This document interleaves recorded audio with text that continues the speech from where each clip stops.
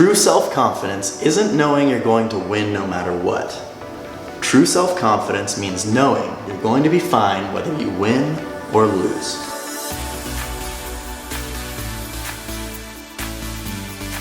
This is so important that I'm going to say it again. True confidence isn't knowing you're going to win no matter what.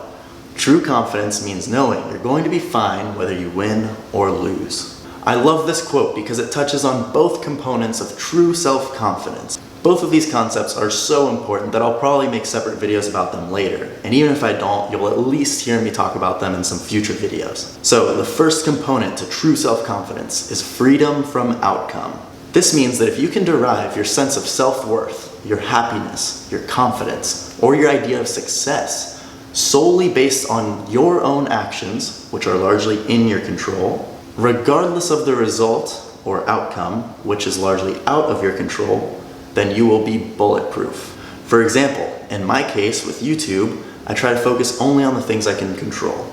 Consistently making videos, making great videos, finding other ways to improve my channel like with thumbnails, descriptions, etc. Because those are all things that are within my control. So I'm extremely happy with how this is going because I'm doing everything I can to get better and I'm loving every minute of it. If I were obsessed with external validation and metrics like views and subscriber counts, it would be much harder to still have this level of confidence at this stage of my channel, where I only have about 120 subscribers and I'm getting 50 to 100 views per video. Instead, by focusing on what I can control, I can act as if, by telling myself and reminding myself that I'm doing everything the big YouTubers are doing.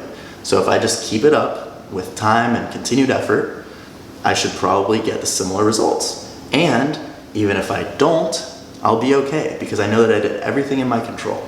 You can never be 100% sure that you're going to win in every situation. So basing your confidence on the fact that you know you're gonna win isn't gonna work, no matter how good you think you are. There will always be that lingering thought of, well, what if it doesn't go well? And that will crush your confidence. And even if you don't have that thought, first of all, you're delusional. And secondly, you're setting yourself up for disappointment in the case that it doesn't go well. Instead, the only way you can be 100% confident is by accepting the fact that you might win or you might lose. But regardless of what happens, you're gonna be fine either way. For example, approaching girls. Even if you have incredible game, there's always the chance that the girl's going to reject you, either because she has a boyfriend, or she's in a bad mood, or whatever the case may be. Even if you have zero game, if you just know internally that if you go up and it goes well, great. If you go up and it doesn't go well, you'll still be fine. That will give you extreme confidence because in the end, you're still gonna walk away just fine. Now let's move on to the second component of confidence, which is an abundance mentality. This is a huge concept in personal development as a whole, so you may have heard of it before. But if you haven't, it's basically the idea that we can either act out of abundance or scarcity. What does this mean? Think about it this way. Let's say your friend challenges you to dance in the middle of a busy sidewalk. The fear starts creeping in and you're just like, I can't do it, I can't do it.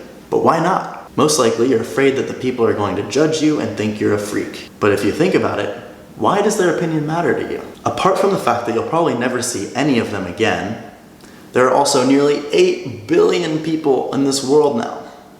You know what that means? It means that even if those 20 people on the sidewalk see you and think you're a freak, it doesn't matter because, and I calculated this, they are literally 0.000000025% of the world population. In other words, there are still 8 billion minus 20 people who you haven't blown it with. There are still 8 billion minus 20 chances left.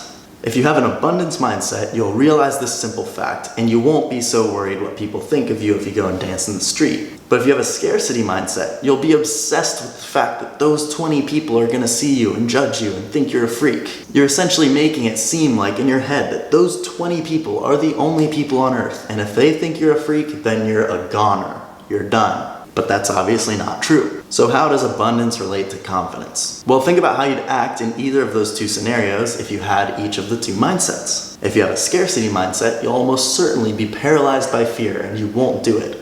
Or you might even be paralyzed by the fear that your friend who challenged you will judge you for not doing it, and then you're gonna go and do it anyway. But either way, you're acting out of scarcity. You're acting out of the fact that either, oh my God, those 20 people are gonna judge me, so I'm not gonna do it, Or you're thinking, oh my God, my one friend is gonna judge me, so I have to do it.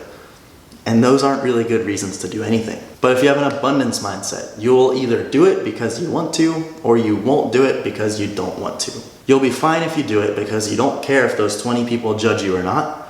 And you know you'll be fine if you don't do it because you know you don't care what your friend thinks if you don't accept his challenge. So to wrap up, the two components of true self-confidence are freedom from outcome, meaning that you will focus on what's within your control and don't give so much importance to those things that are outside of your control, aka the results, the outcomes. And number two, an abundance mentality, realizing that life is full of opportunities and that if one doesn't go well, there are plenty more chances. Adopt these two mindsets and I can almost guarantee you that your life will change. These are things that I think about almost every day, at least every week, whether it's consciously or subconsciously, just in the way that I act, but it has changed my life. So if you like this video, go ahead and give it a thumbs up.